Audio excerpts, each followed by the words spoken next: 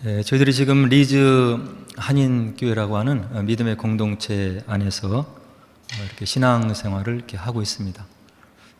혼자서 견디어 나갈 수 없는 우리 믿음의 여정을 서로 이렇게 모여서 예배하고 또 예배 가운데 임재하셔서 우리를 격려하시고 위로하시는 성령 하나님의 또 격려의 말씀도 들으시고 또 찬양 가운데 또 임하시는 하나님, 또 교제 가운데 함께 하시는 우리 하나님을 체험하면서 우리가 이렇게 함께 서 가는 것입니다. 교회 공동체가 우리 신앙생활을 위해서 그렇게 중요한 거죠. 주님을 머리로 하는 교회 공동체, 여러 가지 역할들이 있습니다. 일단 가장 중요한 것이 우리의 예배의 대상이 되시는 성삼위 하나님께 예배를 드리는 귀한 일들을 하는 것이고요. 또 말씀을 나누고 교육받는 그런 일도 하고, 또 성도의 교제도 있죠.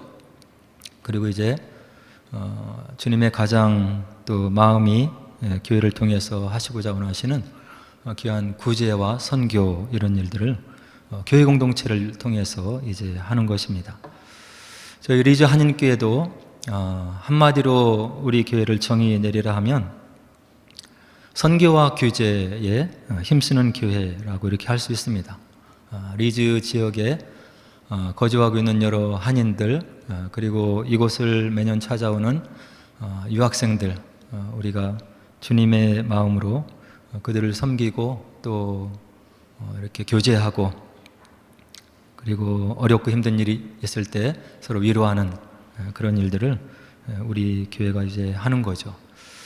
그래서 이런 구제와 선교를 하고 있는데, 우리 교회가 지금 힘을 쓰고 있는 것이 컴패션 아이들을 돕는 일이에요.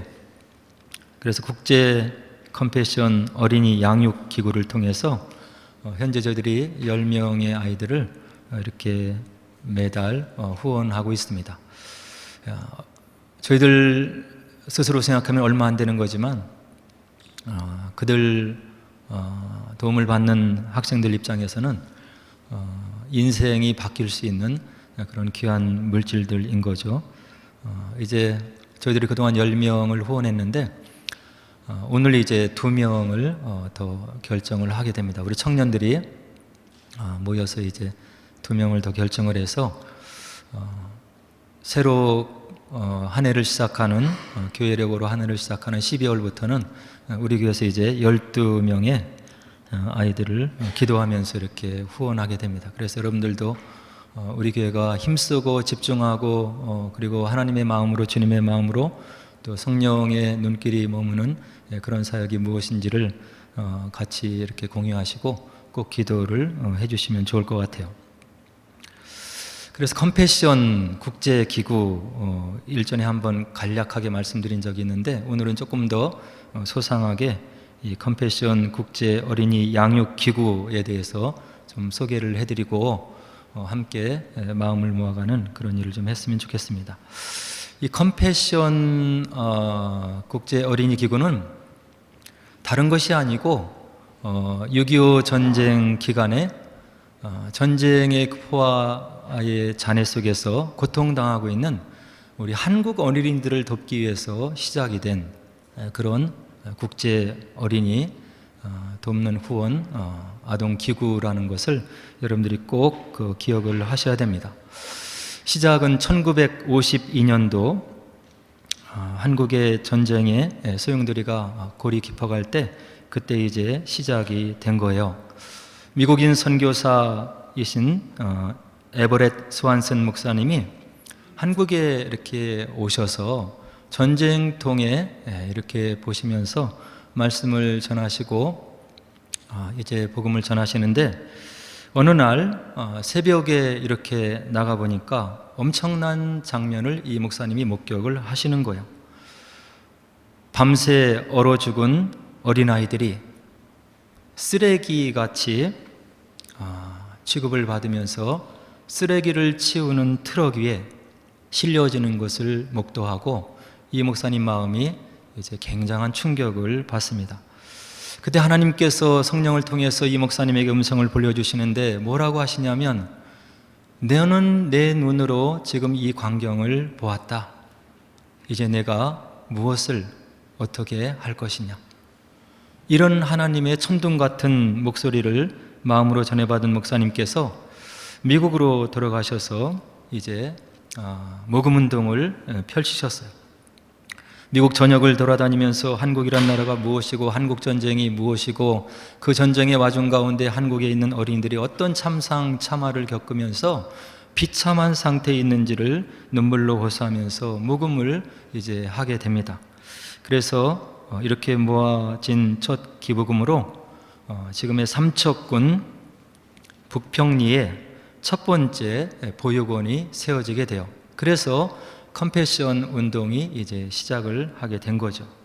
그리고 이제 한국 전쟁이 끝나고 1960년대 매년 가을, 겨울로 접어드는 그때에 이제 겨울철 혹독한 그 혹한기를 통과하는 그런 어린아이들을 돕기 위해서 이 컴패션 운동이 더 이제 활기를 띠게 되고, 이제 혹독한 추위를 통해서 어린아이들이 그 고통을 넘기지 못하고 동상에 걸려 고통하고 이 헐벗은 상태에서 고통하는 한국 어린이들을 위해서 스웨터와 운동화를 이 컴패션 기구를 통해서 전달을 하게 되는 그런 하나님의 운동이 이제 일어나게 돼요.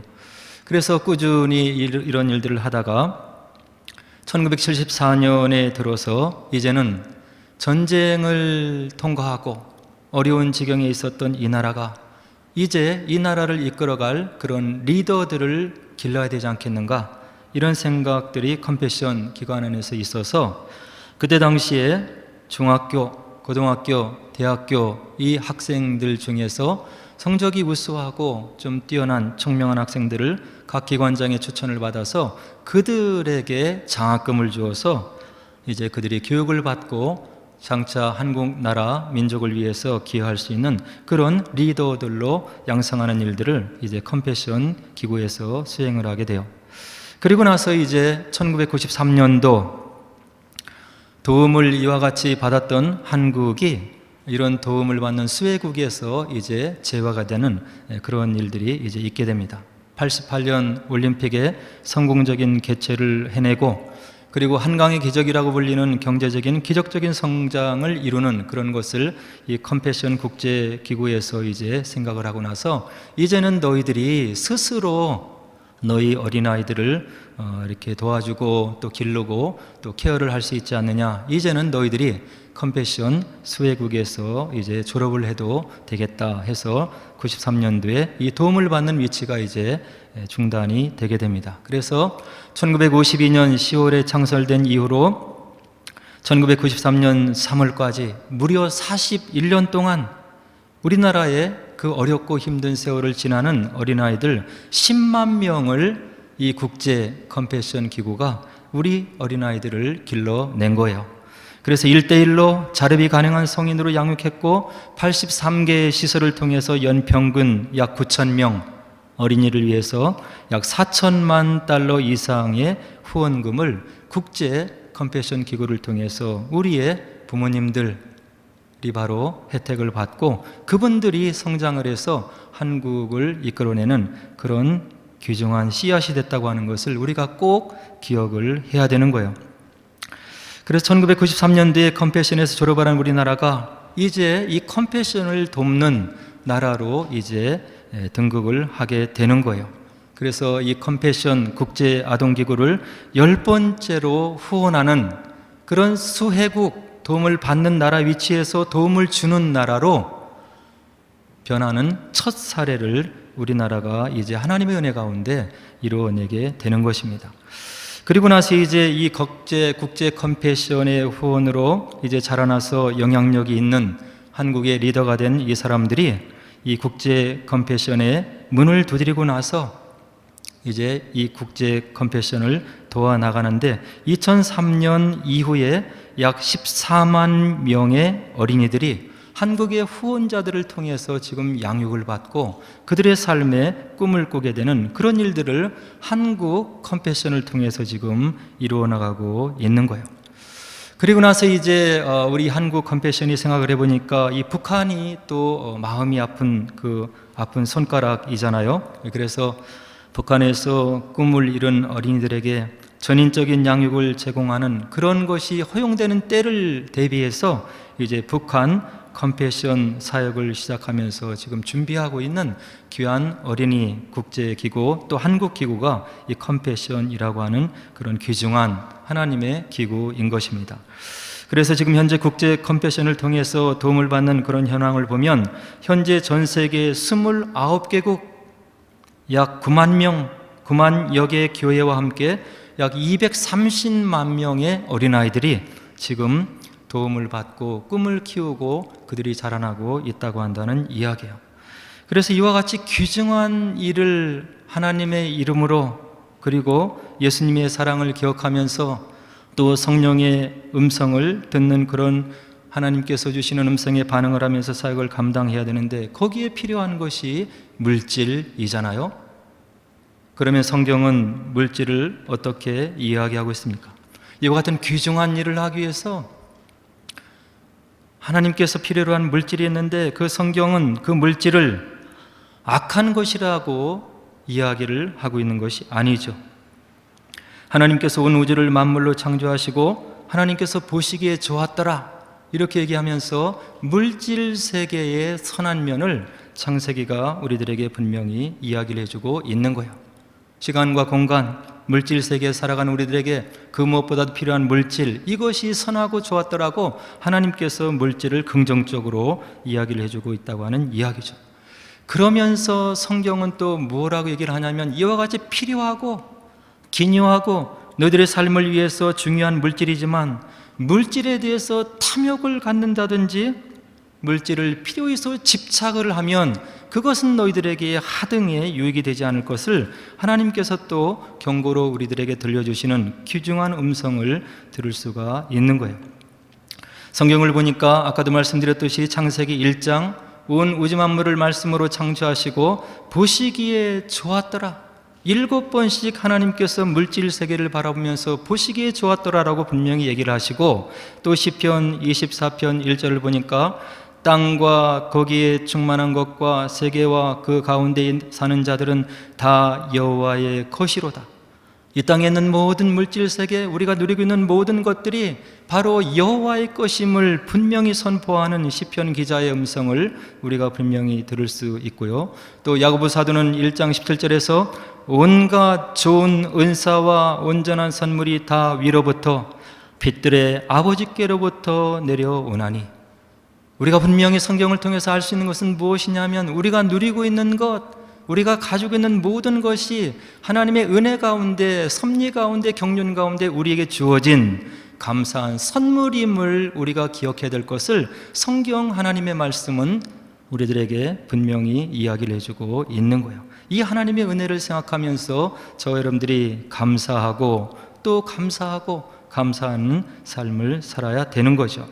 그런데 말씀드렸듯이 물질에 대한 분명한 경고가 있는데 디모데전서 6장 10절에서 사도 바울은 무엇라고 경고를 해주냐면 돈을 사랑함이 일만 악의 뿌리가 되나니, 돈이 필요한 것이고 물질이 필요하지만 돈을 사랑하면 그것이 일만 악의 뿌리가 된다고 사도 바울이 우리를 경고해주고 있는 거예요. 그리고 예수님께서 무엇라고 얘기하십니까? 산상수훈 마태복음 6장 24절에서 너희가 하나님과 재물을 겸하여 섬기지 못하느니라. 이 물질의 힘이, 물질의 유혹이 얼마나 크고 강렬하면 성경에서 하나님과 비슷하게 비유되게 있는 것이 오직 하나가 있는데 물질이라고 하는 거예요. 하나님께서, 예수님께서 분명하게 이야기를 해주시는데 너희가 하나님과 재물을 겸하여 섬기지 못하리라.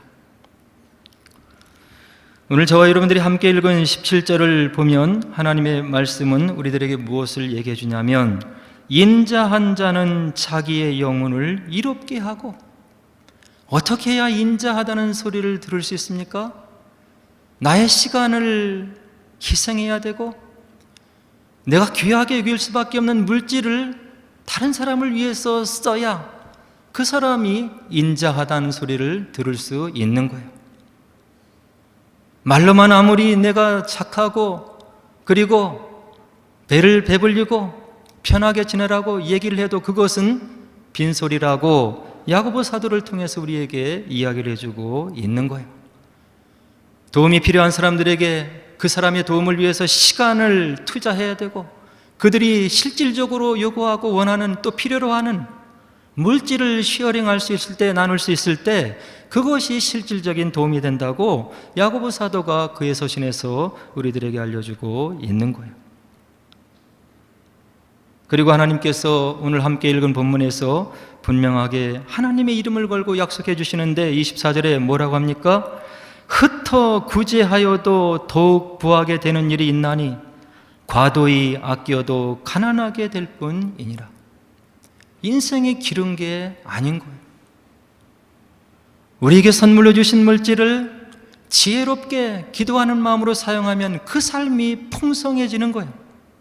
주변에 사람들이 있고 함께 삶을 나누고 교제할 수 있는 사람들이 있는 주님의 풍성함이 있게 됨을 하나님의 말씀이 우리들에게 분명하게 이야기를 해주고 있는 거예요.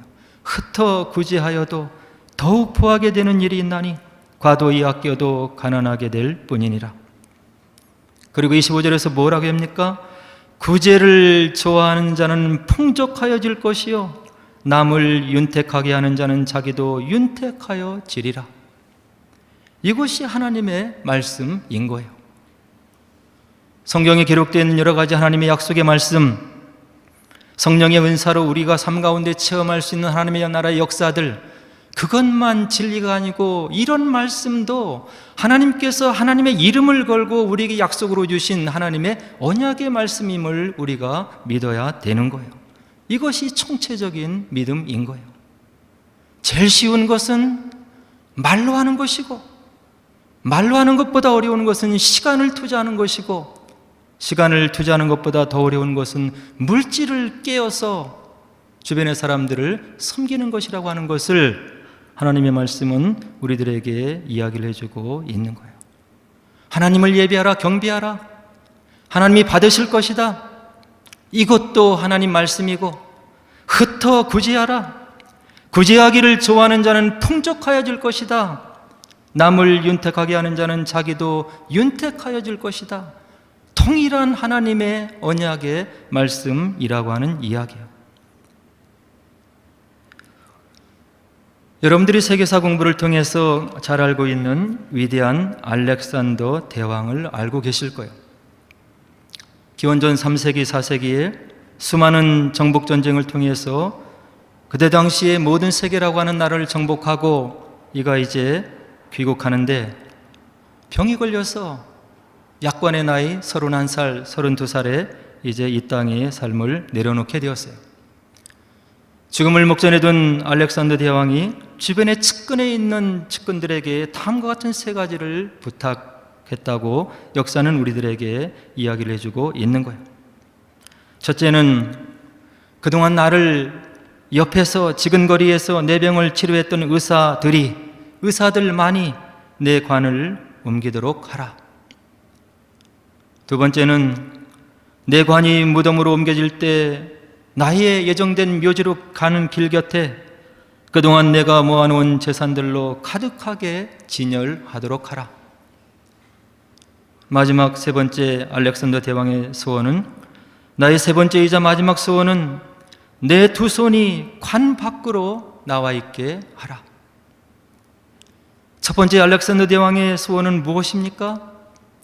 이 땅에 있는 그 어떤 의술로도, 아무리 탁월한 의사도 죽음을 막을 수 없다는 것을 보여주기를 원했던 거예요.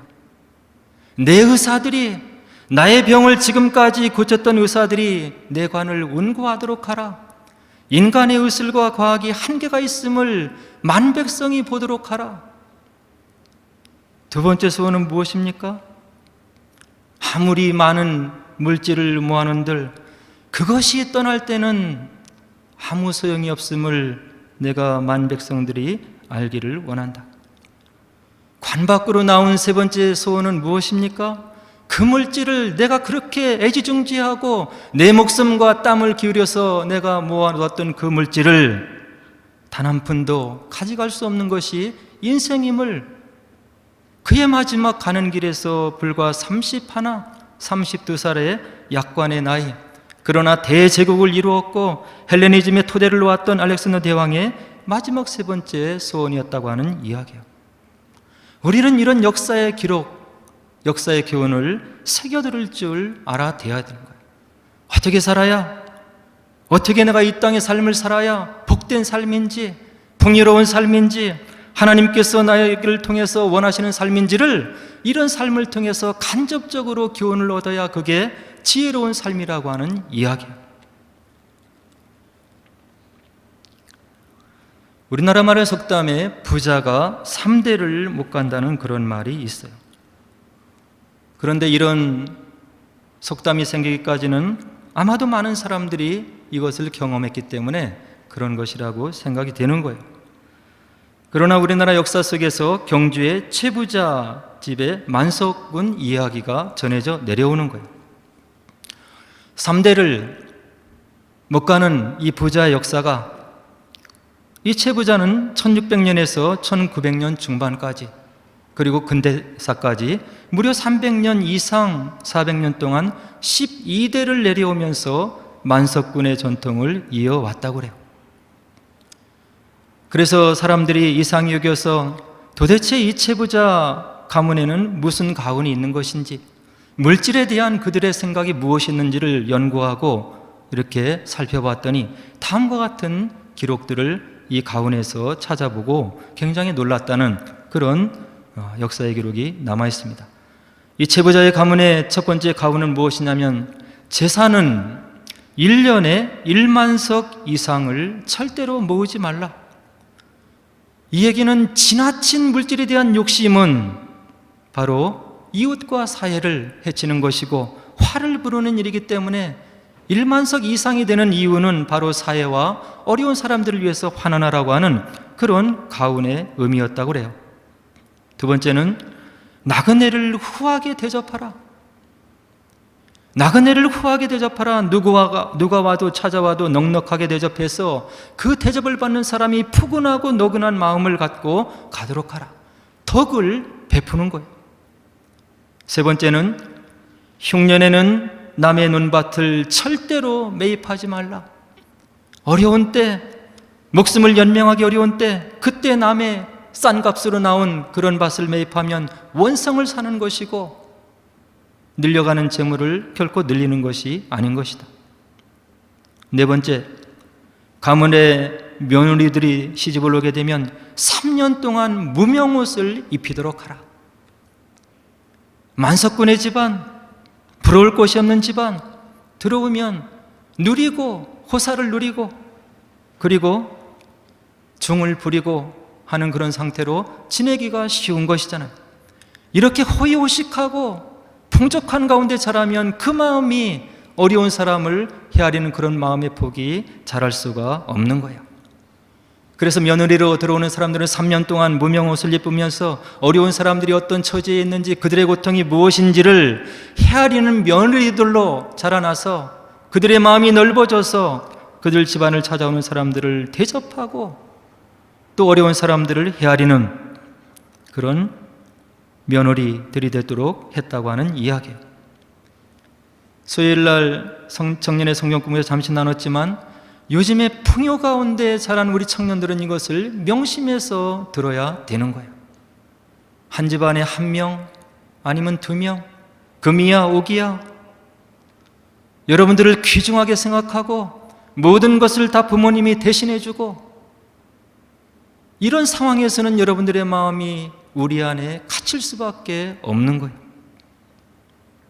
시야를 돌려서 컴패션 기구를 통해서 도움받는 아이들의 형편이 무엇인지, 그들의 삶이 어떻게 진행되고 있는지, 그들에게 1달러가 무슨 의미인지를 여러분들이 검색을 해보시고 어려운 처지에 있는 사람들의 상황을 살필 수 있는 그런 마음에 눈이 열려야 여러분들을 통해서 하나님이 역사하시는 거예요.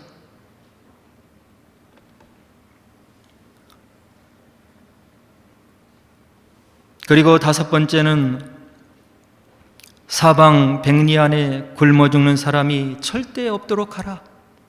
사방 백리 안에 사는 사람 중에 굶어 죽는다는 소문이 들으면 최부자 집안의 창피가 되는 것이고 부끄러운 일이 되는 것이기 때문에 그런 소문이 들리지 않도록 나지 않도록 너희들이 어려운 사람들을 살펴서 그들을 구제하고 그들의 연명을 도울 수 있도록 그렇게 해라. 이것이 12대를 내려오면서 만석군의 전통을 지킨 예수님을 모르는 일반 은총 가운데 있는 사람이 가졌던 넉넉한 마음이었다고 하는 이야기예요. 그리고 최부자 가문의 마지막 부자였던 최준, 이분이 이제 이런 선조들의 귀중한 가훈을 이어받으면서 결단을 내리게 되는데 1950년에 전쟁 통해 그 어려운 상황에 모든 재산을 지금의 대구대와 청구대 그때 당시에 세우는 그런 자금으로 내놓았고, 또 백산상해를 세워서 독립자금을 지원한 뒤에 이 최부자가 모든 재산을 사회로 환원하고 이제 역사의 무대에서 퇴장했다고 하는 그런 우리 민족 가운데 있었던 아름다운 이야기를 역사 속에서 우리가 배울 수 있는 거예요. 믿음이 없는 사람도 하나님의 일반 은총 가운데 이런 도량과 아량과 마음을 가지고 살았다는 이야기예요. 하나님을 믿는 저 여러분들, 하나님의 뜻이 중요합니까? 물질이 중요합니까? 하나님이 우리에게 기회를 주셨을 때 단심을 담고 마음을 담아야 된다고 제가 누누이 말씀드리고 전하고 있는 거예요. 물질을 상대화시키고 기회가 왔을 때 하나님 나라를 위해서, 어려운 사람들을 위해서 물질을 사용할 수 있는 신앙의 결단력이 있어야 여러분들을 통해서 하나님 나라가 증거되는 거예요. 여러분들의 자비로운 마음, 인자한 마음을 보고 주변에서 그리스도의 향기를 맡고 그분들이 주께로 돌아오는 거예요. 말로 해서 안 되는 거예요.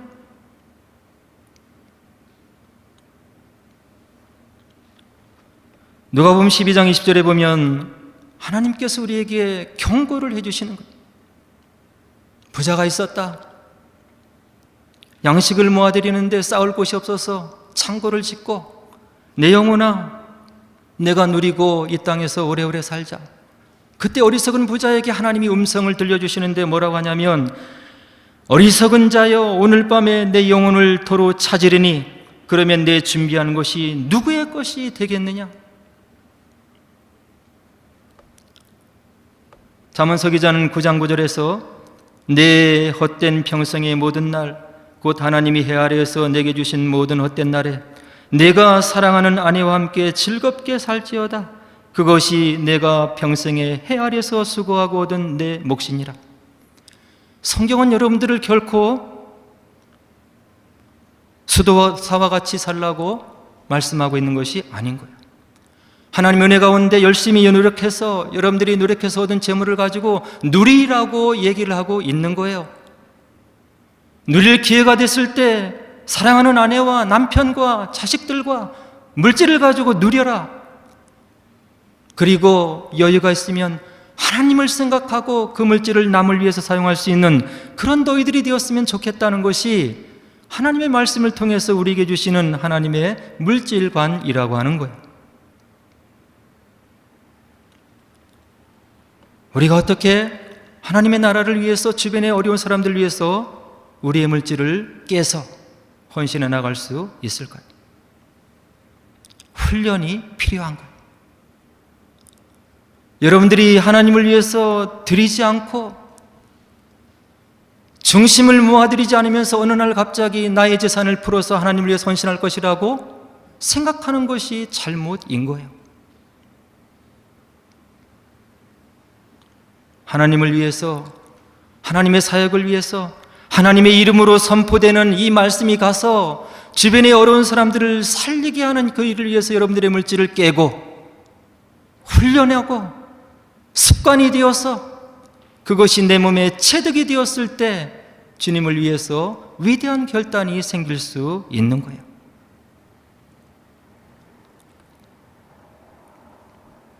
바라기는 우리의 삶이 그렇게 기른 것이 아닌 거예요.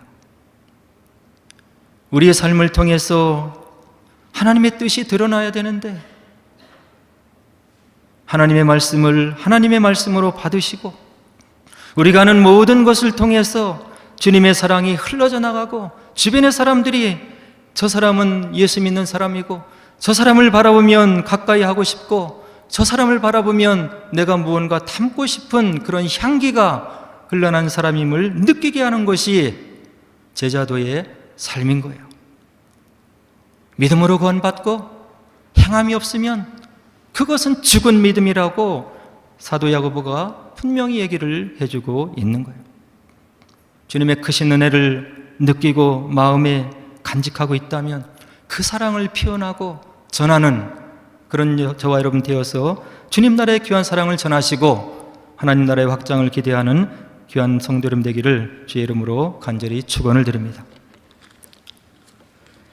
우리 함께 기도하도록 하겠습니다.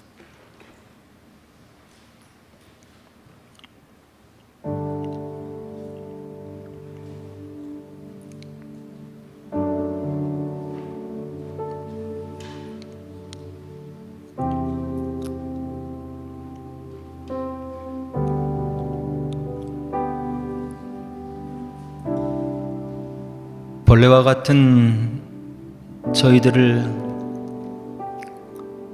다시금 하나님 자녀 만들어 주시기 위해서 우리 주님께서 얼마나 큰 희생을 십자가 위에서 보여주셨는지를 기억하시고 그 사랑을 마음에 받아 내리시고 이 땅에 살아가는 우리의 삶의 순간순간들을 통해서 주님의 사랑이 흘러가는 귀한 통로가 되게 하옵소서.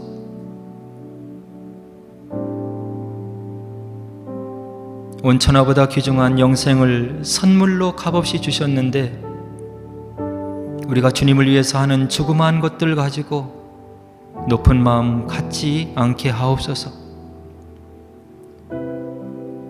우리의 마음 중심을 살피시는 하나님을 믿음으로 고백하시고 우리 믿음의 수준에서 할 수 있는 일들을 결정하게 하시고 결단하게 하시고 주님을 위해서 살아가는 복된 삶이 되어서